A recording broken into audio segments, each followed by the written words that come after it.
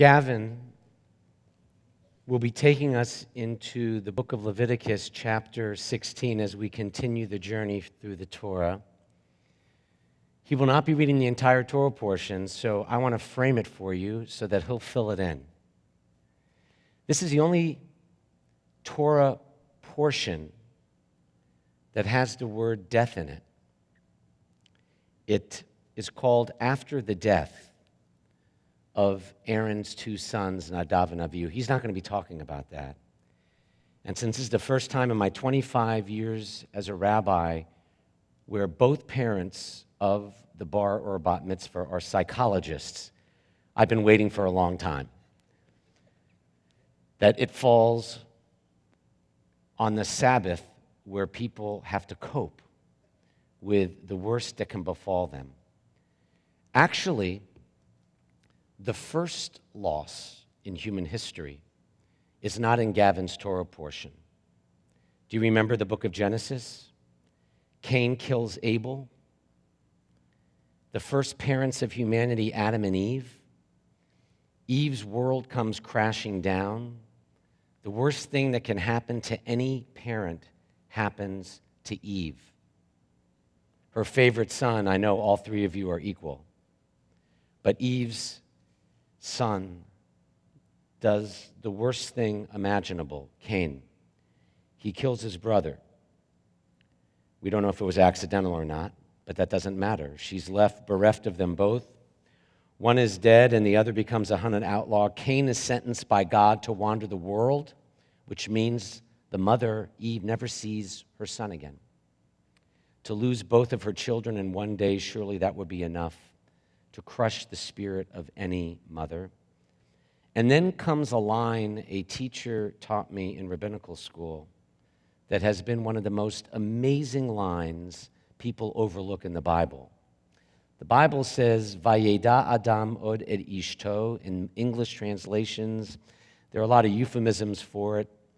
Adam knew his wife again, in the biblical sense, and she gave birth to a third child. Eve never got over the loss of her first two children. No bereaved parent ever does. She even mentions them both in the very moment when she names this third child. She calls him Seth, saying, God has provided me with another offspring in place of Abel, whom Cain killed. That statement by Eve is one of the great acts of human resilience in the entire Bible. Anyone can have a child, adopt a child, or raise a child. But to love and lose and have the courage to love again, that's courage. Perhaps you're all that brave. I'm not sure I would be were I to lose what they lost. 2 children in one day. Adam and Eve become the role models for all who have suffered the most devastating of losses when they have this third child. Seth's child, by the way, is called Enosh, which means humanity. And that's where we all come from, by the way. We all come from the child of humanity. This Torah portion after the death, Acharei Mot, is powerful, not just for what it says about fathers and mothers who teach us how to go on. It also speaks for all of us who strive to be parents today and all who want to be parents someday. We all make the same mistakes that Adam and Eve made. Every child comes into this world with a unique blessing.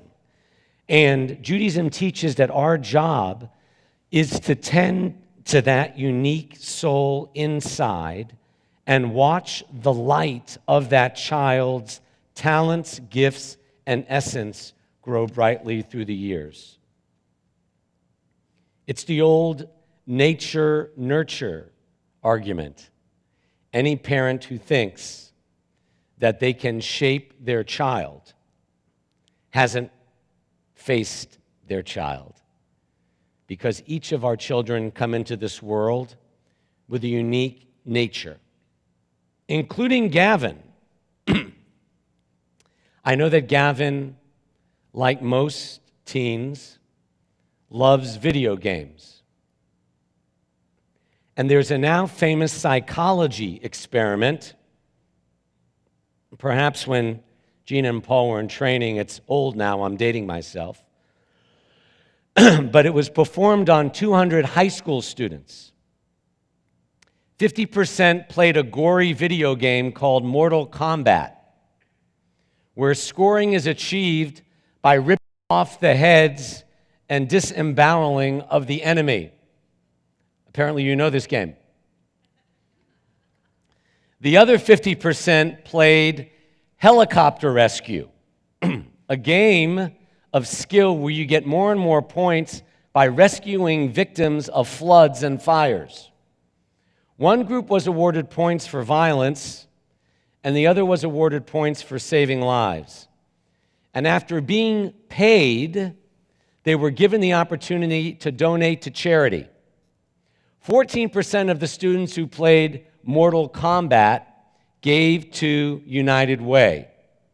73% of the students who played helicopter rescue gave to United Way.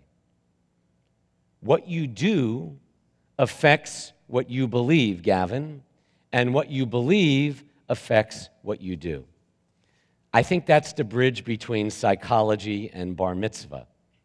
What you do can impact what you believe, and what you believe can affect what you do. There's a famous story told about the mother named Gina who sends her son out on an errand, and it takes him a long time to come home. When the boy finally gets home, his mom says, "Hey, where were you? I was worried about you." And the son says, "Oh, there's this kid down the street whose tricycle broke, and he was crying because he couldn't fix it. And I really felt bad for him, so I stopped to help."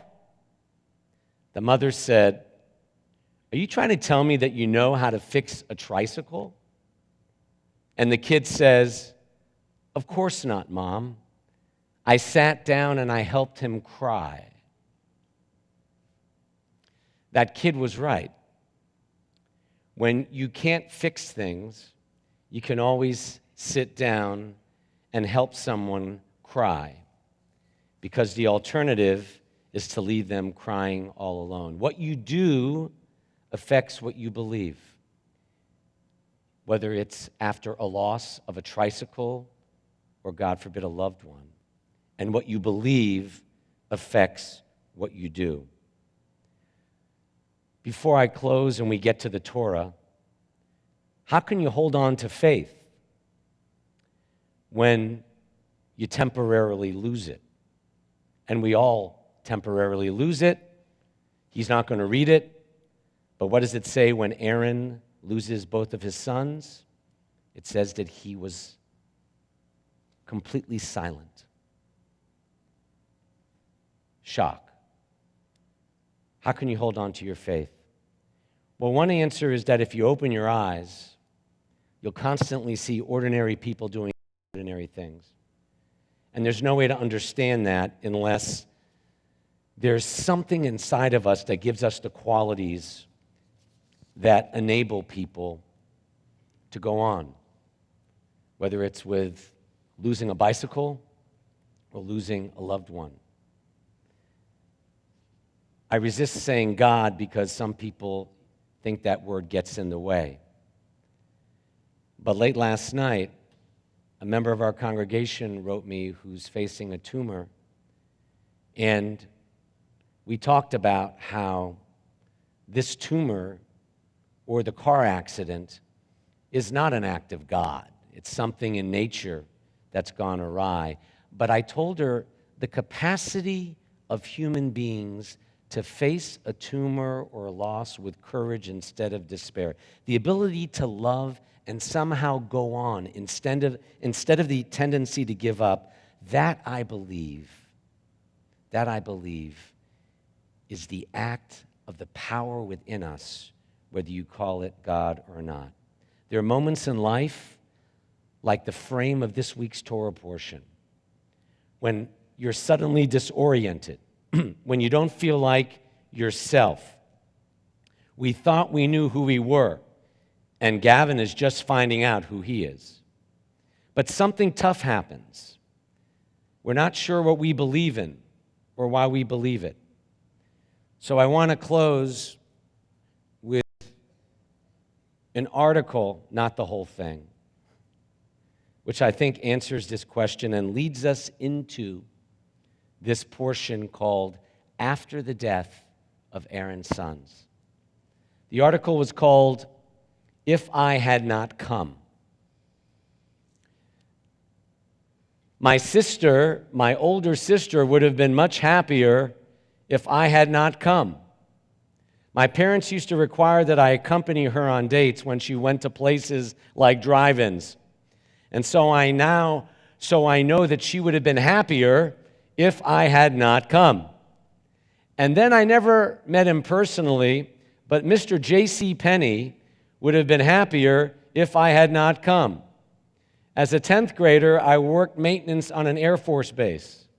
Then one Saturday night, as I was going to a party, my supervisor called me and said that he wanted me to come to work because some people had failed to show up who were supposed to clean up at the J.C. Penney store. I had made plans to go to a party. I had my khakis and shirt and new shoes and was ready to go. My father, being the person he was, always put work first, so I had to change clothes, change plans, and go to work. So I went to the J.C. Penney store and started cleaning up. And the more I cleaned up, the angrier I became. And so finally, I made a decision that I was going to punish Mr. J.C. Penney.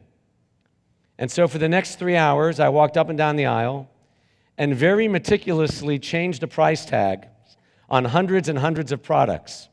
You could buy a pound of gold earrings for 19 cents, a J.C. Penney washer and dryer for $5.99, or buy one, get one free, women's underwear for $499 installed. And then I woke up. I believe God brought me into this world for a purpose, and we should all ask that question: what if I had not come? Would the world be better if you had not come? Would your community be better or worse if you had not come? That is the question each of us should raise. What you do affects what you believe. What you believe affects what you do. And thank God, Gavin Leonard and every child has come into this world. Despite all the obstacles, all the challenges, this is the moment of joy.